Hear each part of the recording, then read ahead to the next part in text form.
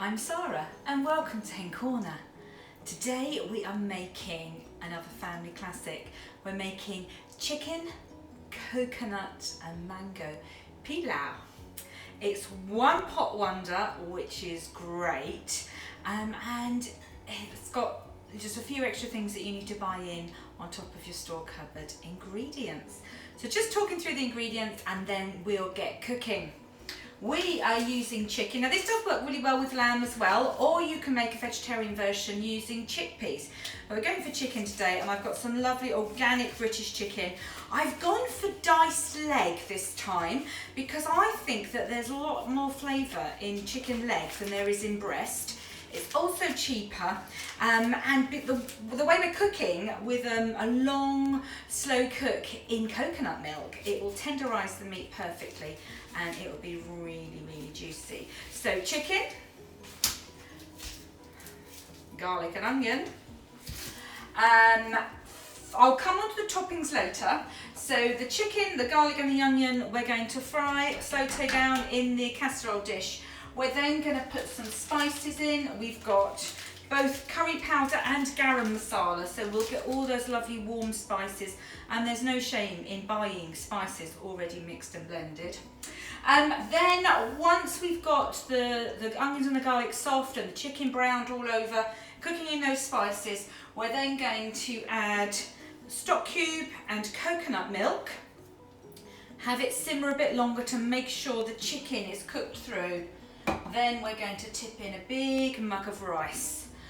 It's then going to go into the oven to finish cooking, and then slowly the rice will absorb all those lovely flavours and it will all cook together, and it will just need a fork through at the end, so we'll have this lovely chicken rice. But then on top of that is the special topping. We've got fresh mango, fresh coriander, and we're going to have some toasted almond flakes. Now the last thing that goes on the finished dish is the toasted almond flakes, but the first thing I'm going to do is toast the almond flakes, because you need to do it in a pan.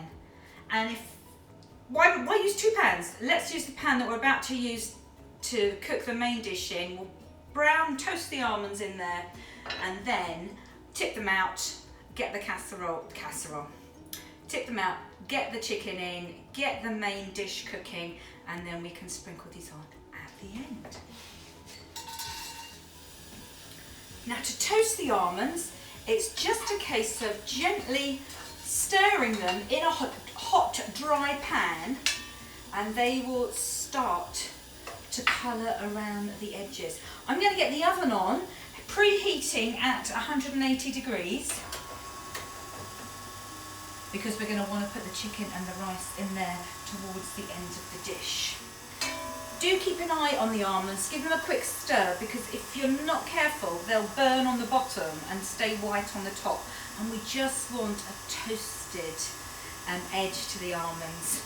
The almonds are already rich in almond oil, so you don't need to add any fat to this.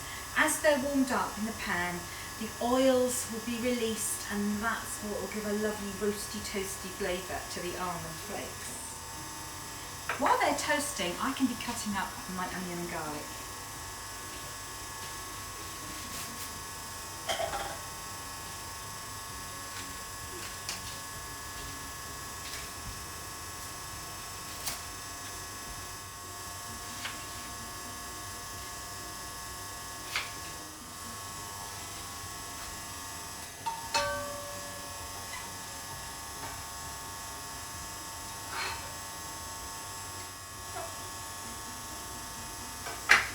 Those almond flakes are lovely and toasted. We'll put those aside to the end. Let's get the onions on, because they're chopped up already. Bit of oil in the pan for the onions.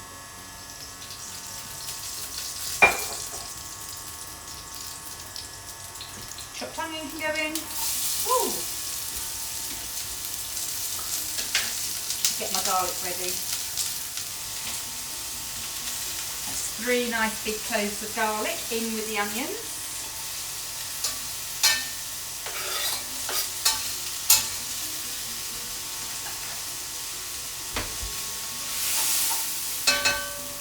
Let's get the chicken in.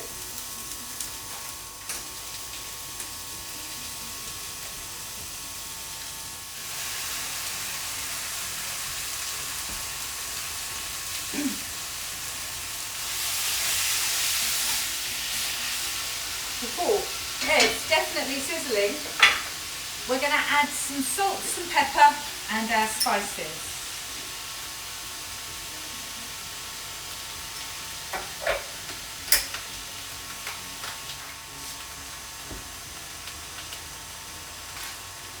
Garam masala is lovely. It's got all the warm, beautiful blend of spices here.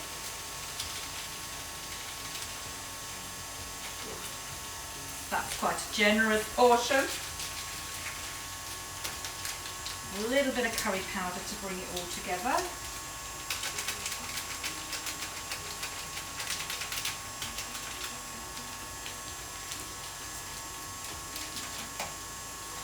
And I'm going to put a bit of chilli in as well, just because I really like it a bit spicy.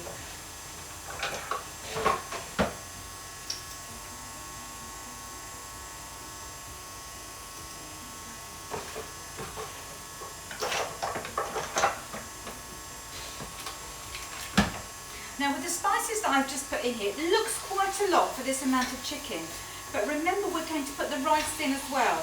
So the flavourings that we're adding here are going to go through the whole dish, not just the chicken.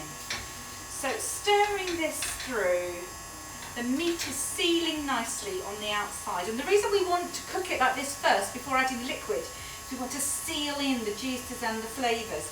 If you were to put raw chicken into a liquid, it will boil. But if you can fry it off first and seal the edges, then the flavours will just meld in really nicely. The chicken pieces will hold their shape and the flavours are locked in rather than just boiled out.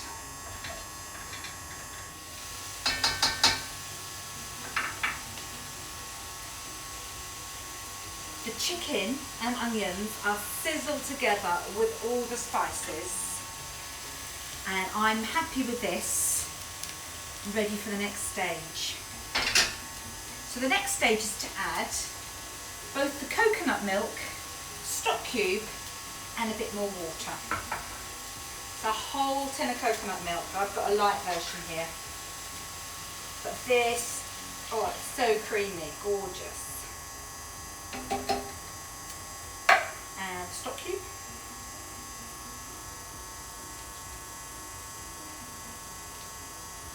And a bit more water, because remember we're going to add the rice to this. So this is not just to cook the chicken, we need to cook the rice in this dish as well.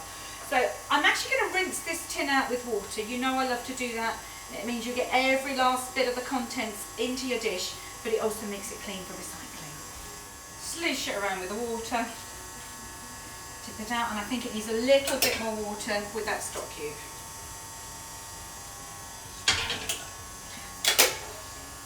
So I'm going to put the lid on this, turn up the heat, because I do want this to come to the boil before we put the rice in, and then it can just be packed away in the oven for half an hour or so, just as the rice absorbs that lovely sauce that we've got going. So whilst the chicken is cooking, as the temperature's coming up on the coconut milk and the stock, let's get the toppings prepared. So we have already toasted our almonds. The coriander is very easy just to slice up at the end. So we're now going to prepare our mango. There's many ways of preparing a mango, but this is how I like to do it. I like to peel it first with a vegetable peeler. Now that I've taken the peel off, remembering that the stone inside is oval, and so we can follow the shape of the stone and cut alongside it, getting the maximum fruit off. Once we've cut off the sides, we can then trim around the edge of the stone. It's a bit slippery, so be careful. And then chop the mango.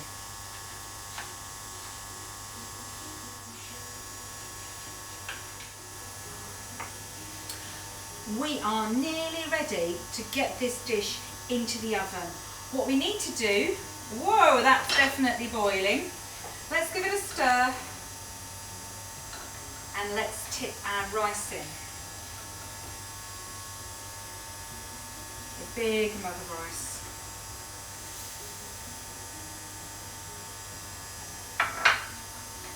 Stir that through.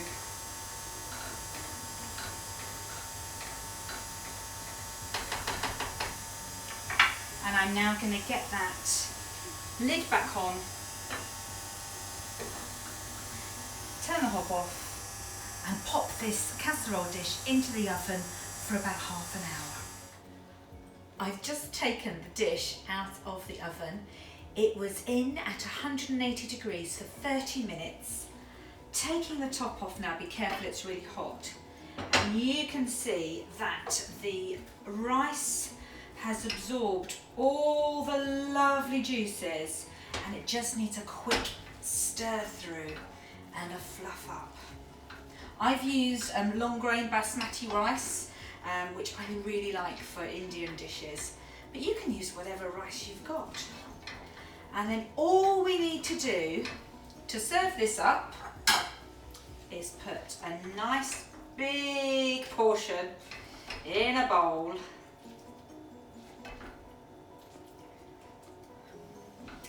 Top it with some of our lovely fresh mango. Ooh. Some freshly chopped coriander.